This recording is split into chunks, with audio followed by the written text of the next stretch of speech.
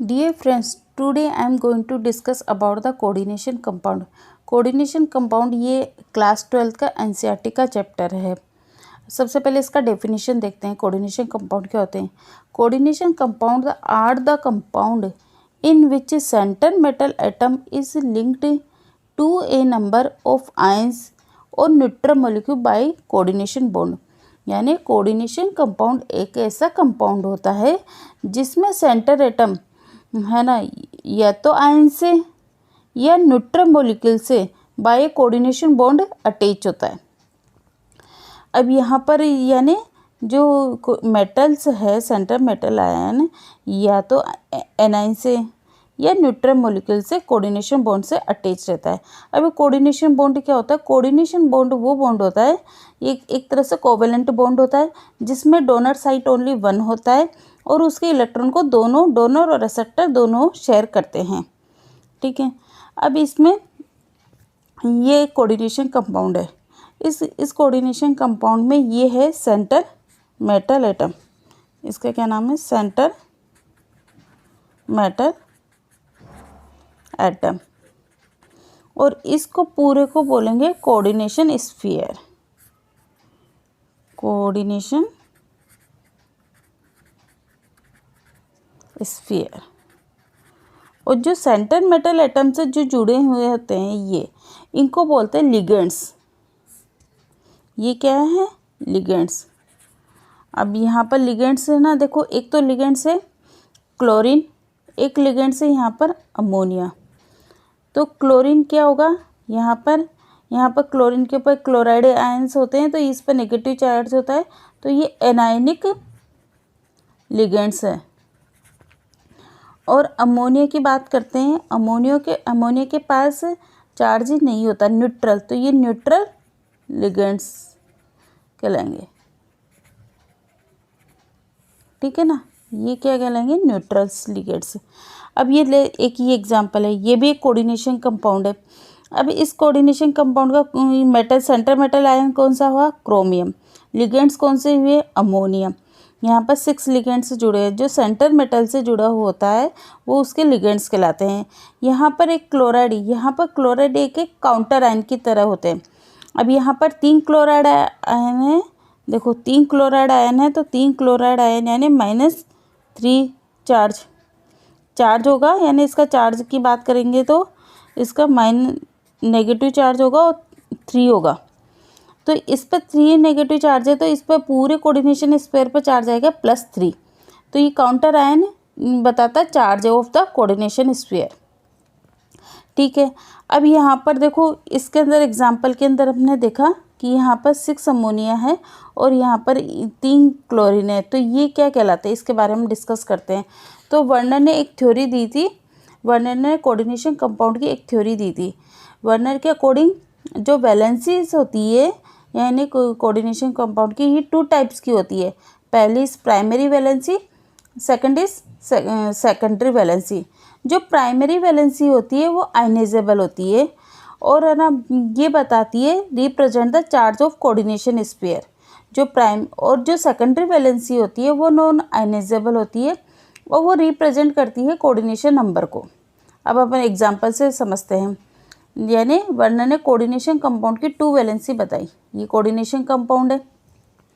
अब इसकी 2 वैलेंसी है। जो प्राइमरी वैलेंसी होती है वो आयनाइजेबल होती है। आयनाइजेबल यानी ये वाली प्राइमरी वैलेंसी है। क्लोराइड जो इसके हैं ये प्राइमरी वैलेंसी है, यानी जब इसको डिसॉल्व किया जाता है या वाटर में ये आयनाइज हो जाती है क्लोराइड आयन के फॉर्म में। और ये यहाँ पर रिप्रेजेंट करती है चार्ज ऑफ कोऑर्डिनेशन स्फीयर। यानी प्राइमरी वैलेंसी कितनी है? -2 है ना, तो कोऑर्डिनेशन स्फीयर पर क्या चार्ज आ जाएगा? +2। यानी यहाँ पर प्राइमरी वैलेंसी 2 है तो कोऑर्डिनेशन स्फीयर पर भी 2 चार्ज आएगा। सेकेंडरी वैलेंसी होती है जो नॉन आयनाइजेबल होती है, यानी ये वाटर में आयनाइज नहीं होती। और यहाँ पर रिप्रेजेंट द कोऑर्डिनेशन नंबर। और ये जो सेकेंडरी वैलेंसी है अमोनिया, इसकी सेकेंडरी वैलेंसी क्या हो गई? 6। और इस 6 इसका क्या है? कोऑर्डिनेशन नंबर है। ठीक है, अब नेक्स्ट हम देखते हैं इसके एप्लीकेशंस। इसके प्राइमरी अभी ये एग्जांपल है, यहाँ पर कोऑर्डिनेशन कंपाउंड है, इसकी प्राइमरी वैलेंसी क्या होती है? जो प्राइमरी वैलेंसी होती है, जो कोऑर्डिनेशन स्फीयर के बाहर जितने काउंटर आयन होते हैं वो उसकी प्राइमरी वैलेंसी के होती है। तो इसकी इस वाले कंपाउंड की प्राइमरी वैलेंसी हो गई 3। एंड इसकी सेकेंडरी वैलेंसी जो होती है, जो मेटल से जो जुड़े होते हैं एटम, मेटल से जो मॉलिक्यूल जुड़े होते हैं उनका नंबर होता है, वो सेकेंडरी वैलेंसी कहलाती है। तो इसकी सेकेंडरी वैलेंसी क्या हो गई? 6। ठीक है। अब इसमें नंबर ऑफ आयन्स, जब इसको डिसोसिएट होते हैं तो इसमें इसके कितने आयन डिसोसिएट होंगे? तो ये जो कोऑर्डिनेशन स्फीयर है वो एक आयन्स के रूप में डिसोसिएट होता है। और यहाँ पर क्लोराइड यानी 3 तो क्लोराइड आयन हो गए और 3 तो क्लोराइड आयन हो गए और एक कोऑर्डिनेशन स्फीयर हो गया। तो टोटल कितने नंबर ऑफ आयन्स होंगे यहाँ पर? 4। ठीक है। सेकंड अपन एग्जांपल लिया, सेकंड एग्जांपल में यहाँ पर प्राइमरी वैलेंसी जो होती है, जो कोऑर्डिनेशन स्फीयर के बाहर होती है, वो उसकी प्राइमरी वैलेंसी होती है। तो यहाँ पर प्राइमरी वैलेंसी कितनी है? 2। सेकेंडरी वैलेंसी कितनी होगी? जो मेटल आयन से जितने मॉलिक्यूल जुड़े होते हैं वो उसकी सेकेंडरी वैलेंसी होती है। यहाँ मेटल आयन क्रोमियम है, यहाँ से कितने मॉलिक्यूल जुड़े हैं? अमोनिया के कितने जुड़े हैं? 5 मॉलिक्यूल अमोनिया के जुड़े हैं और 1 मॉलिक्यूल क्लोराइड आयन का जुड़ा हुआ है। तो सेकेंडरी वैलेंसी कितनी हो गई यहाँ पर? 6। अब नंबर ऑफ आयन जब इनको डिसोसिएट करेंगे तो कितने आयन डिसोसिएट होंगे? तो इसके डिसोसिएट होंगे 1 + 2, यानी कितने आयन डिसोसिएट होंगे? 3 आयन से डिसोसिएट होंगे। नेक्स्ट एग्जांपल, यहाँ पर क्रोमियम का ये है। यहाँ पर इस कॉम्प्लेक्स के अंदर क्रोमियम की वो प्राइमरी वैलेंसी कितनी होगी? जो कोऑर्डिनेशन स्फीयर के बाहर जितने काउंटर आयंस होते हैं वो उसकी प्राइमरी वैलेंसी कहलाती है। तो primary valency is 1, secondary valency is 6 and number of ion is equal to 2। Next example, यहाँ पर प्राइमरी वैलेंसी क्या है? 0, क्योंकि कोऑर्डिनेशन स्फीयर के बाहर कोई भी एटम प्रेजेंट नहीं है, कोई भी आयंस प्रेजेंट नहीं है। सेकेंडरी वैलेंसी इसकी क्या है? 6। और यहाँ पर नंबर ऑफ आयंस कितने होंगे? एक ही आयंस होगा, यानी। तो मोलर कंडक्टिविटी की अगर इनकी बात करते हैं, मोलर कंडक्टिविटी डिपेंड किस पर करती है? It depends on number of ion, यानी नंबर ऑफ आयन से जितना ज़्यादा होगा कंडक्टिविटी क्या होगी? बढ़ती है, इंक्रीज होगी। तो ऊपर से नहीं, अपन ऊपर अप टू डाउन देख रहे हैं। तो आयन से कितने हो रहे हैं? इसके कितने हैं? 4, इसके हैं 3, इसके हैं 2 और इसके हैं 1।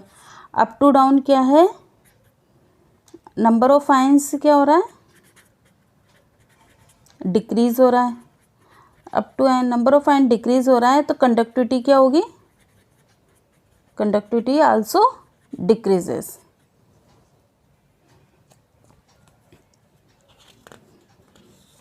नेक्स्ट अब हम पढ़ते हैं double salt compound. Double salt compound क्या होते हैं? डबल साल्ट कंपाउंड, इसका डेफिनेशन देखते हैं। It formed by the combination of 2 और more than 2 compound in stoichiometric ratio. यानी डबल साल्ट कंपाउंड 2 कंपाउंड है या मोर देन 2 कंपाउंड के एक स्टोइकोमेट्रिक रेशियो में कंबाइन रहते हैं, उसको बोलते हैं डबल साल्ट कंपाउंड। जब लेकिन इनको वाटर में डिज़ोल्व किया जाता है, तो ये कम्प्लीटली डिज़ोल्व हो जाते हैं और उसकी अपनी आइडेंटिटी खो देते हैं।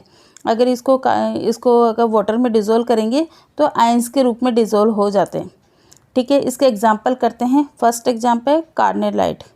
कार्नेलाइट का फॉर्मूला होता है KCl.MgCl2.6H2O। यहाँ पर कितने वाटर मॉलिक्यूल जुड़े हैं ये याद करना ज़रूरी है, यानी पोटेशियम क्लोराइड, मैग्नीशियम क्लोराइड और वाटर मॉलिक्यूल इससे जुड़ा होता है। ठीक है, इसके फॉर्मूला भी याद करना ज़रूरी है। अब इसके फॉर्मूला याद करने की शॉर्ट ट्रिक्स होती है। कार्नेलाइट से क्या लग रहा है? कर्नल साहब होते हैं ना, जैसे आर्मी में होते हैं कर्नल, और उनके पास क्या होती है? गन के अंदर गन क्या होता है? केमिकल से ही होता है ना गन, केमिकल। ठीक है, अब इसकी शॉर्ट ट्रिक्स हो गई। केमिकल, कर्नल के पास क्या है? केमिकल वाली गन है। केमिकल से कैसे आया? पोटेशियम, मैं से याद करो मैग्नीशियम, और कल कल से आया क्लोरीन। ठीक है। सेकंड है मोर साल्ट। मोर साल्ट किससे मिलके बना होता है? फेरस सल्फेट, अमोनियम सल्फेट और वाटर मॉलिक्यूल इसके 6 से जुड़े होते हैं।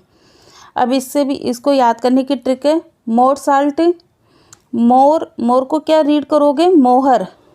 मोहर क्या होती है? पुराने ज़माने की जो मोहर होती है ना, यानी कॉइन्स, पुराने ज़माने के जो कॉइन्स होते हैं उसको बोलते हैं मोहर। और कॉइन की कितनी फेस होती है? 2 फेस होती है, 2 फेस होती है। और जिसके पास कॉइन होता है उसको हमेशा पैसों की आस होती है। तो देखो इसके मोहर की कितनी फेस होती है? 2 फेस होती है। और जिसके पास कॉइन होता है उसको क्या होती है? आस होती है पैसों की, यानी जिसके पास पैसा होता है वो पैसा पैसा करता है ना। तो मोहर फेस से क्या याद करोगे? Ferrous sulphate. आस से क्या याद करोगे? Ammonium sulphate. तो मोर साल्ट की ट्रिक हो गई। मोहर की 2 फेस होती है और मोहर की सबको आस होती है। तो फेस से फेरस सल्फेट, आस से अमोनियम सल्फेट। नेक्स्ट है पोटाश एलम। पोटाश एलम मिलके बना होता है पोटेशियम सल्फेट, एल्यूमिनियम सल्फेट और वाटर के इसमें 24 मॉलिक्यूल्स होते हैं। अब इसको कैसे याद करेंगे? पोटाश, जो कलश होता है ना, वो कलश या तांबे का होता है, हम ऐसे याद कर लेते हैं कलश पोटाश का है। कलश किसका है? पोटाश का है। और कैसे होता है? कैसे हो गया पोटेशियम। ल से याद करो एल्यूमिनियम और सह से याद करो सल्फेट।